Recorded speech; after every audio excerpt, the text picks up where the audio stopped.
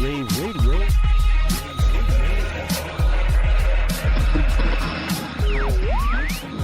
Good morning, everyone. This is Gary Kayye, and you are listening to my daily Rants and Raves. Daily Rants and Raves are part of the rAVE Radio podcast network, and I'm bringing a special guest to our podcast network, Tony Sprando. Tony, good morning. How are you?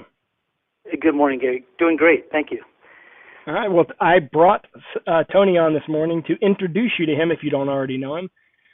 Tony is the owner of a company in Bend, Oregon, kind of one of those places everyone wants to live because it's sort of in between two big cities, Portland and Seattle, but also it's got a little bit of everything, a lot of culture, a university there.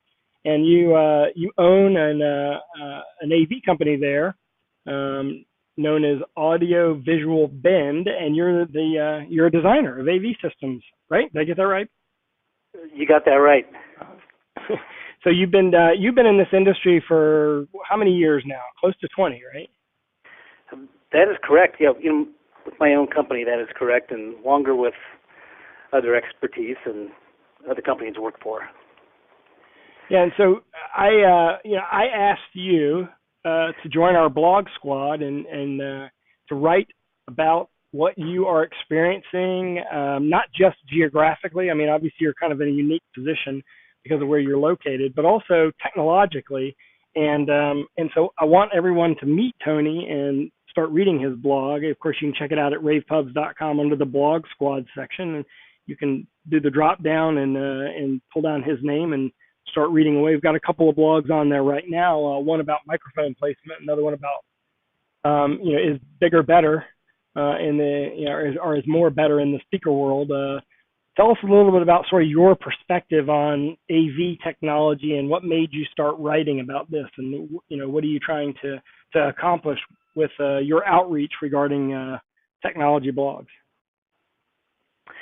Yes, Gary, I wanted to educate people. I found that when I was out in the field doing site surveys, that I was where my the customers were asking questions, and that's where I was coming back with solutions for them right on site. And when I left the site, I go back to my office and I do a quote, do a design, but I really left the education piece there. And so I want to bring that back, put it in writing, post it, and then let the rest of the world know that there is solutions out there and troubleshooting and that kind of thing that I can help with.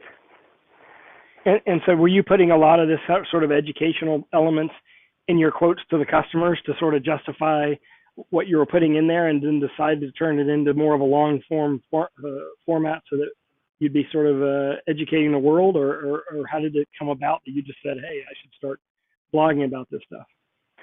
Well, when I come back to the office, I create a scope document for the customer. Part of that is to create an evaluation of the site. And that evaluation is telling, hey, here's the problems, here's the pains and the frustrations you're having. And then I go on to offer a solution.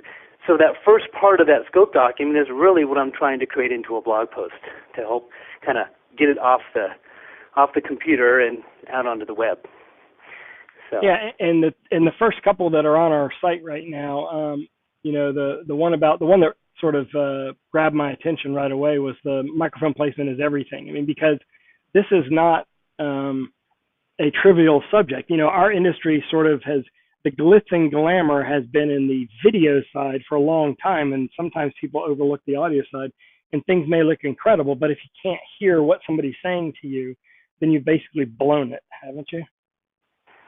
Well, that is true. That is totally true. And, that article came from pain for me, because I went onto a site and customers said, help me with my audio system here.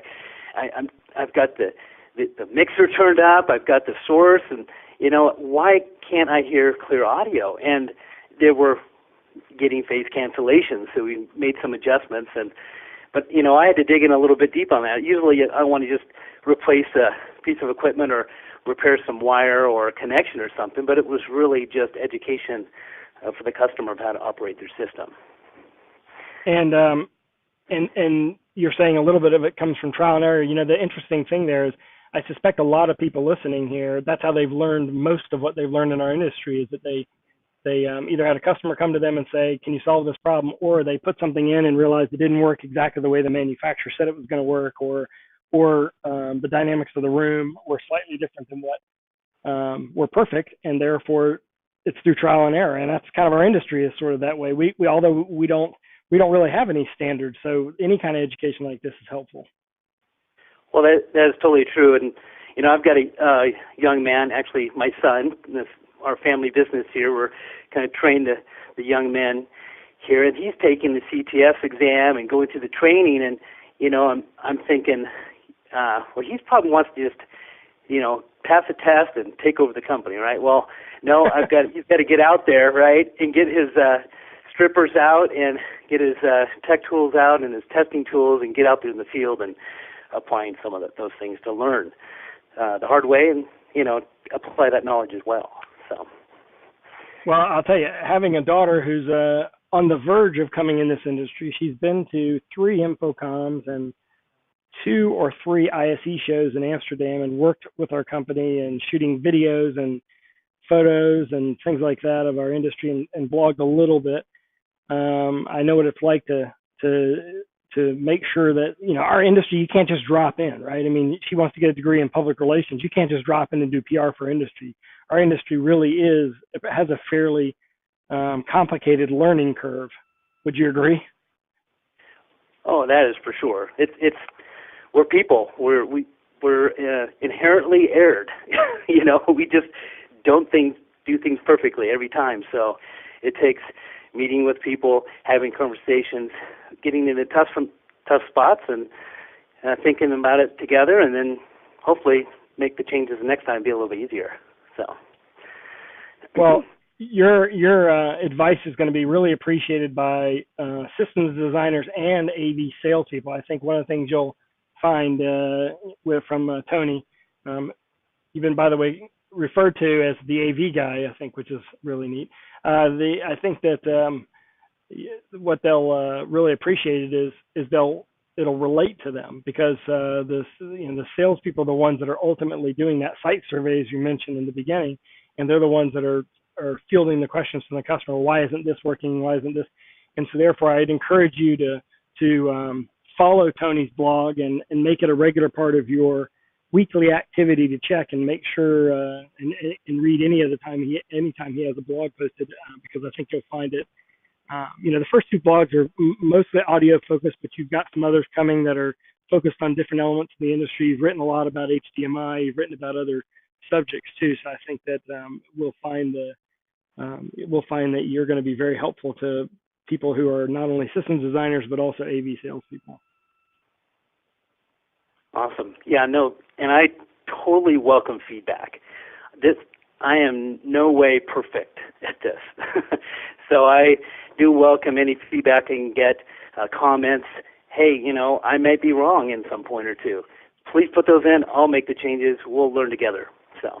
Yeah, and in fact, all the blogs have a comment section at the end. Of course, you can share it through social media, and of course, you'll be able to contact Tony directly through our website at ravepubs.com. So check it out. And of course, his company is Audiovisual Bend, and you can check them out at avbend.com. That's avbend.com, and you can learn more about what Tony does. And Tony, I appreciate you joining me this morning. And again, welcome to the Blog Squad. It's my pleasure. Thank you. Thank you very much. And everyone, thanks for listening. And again, check it all out at ravepubs.com.